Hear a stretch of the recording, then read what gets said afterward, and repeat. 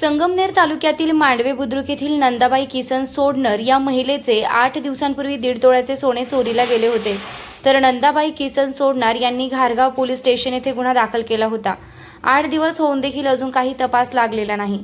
तर घारगाव पोलीस स्टेशननं योग्य तो तपास लावून माझं चोरीला गेलेलं सोनं मला परत मिळवून द्यावे अशी विनंती नंदाबाई किसन सोडणर यांनी केली आहे.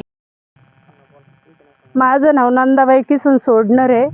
राहणार मांडवे बुद्रुक तरंगे वस्ती. आम्ही घारगाव पोलीस स्टेशनला गुन्हा दाखल केला, पण ती काही काळजी घेतली नाही. त्यांनी शोध लावा, काळजी घ्यावा. माझं 1.5 तोळा गेला, 2 पोती गेल्या, गळ्यातलं कापून नेलं तोडून. आज 8 दिवस झालं. बुधवारी पहाटे 3 वाजता झाली चोरी. त्याचा काही तपास पण नाही लागला. कुठं काही अजून पोलीस खात्याने शोध सुद्धा नाही लावला. कुठं शोधलं सुद्धा नाही अजून.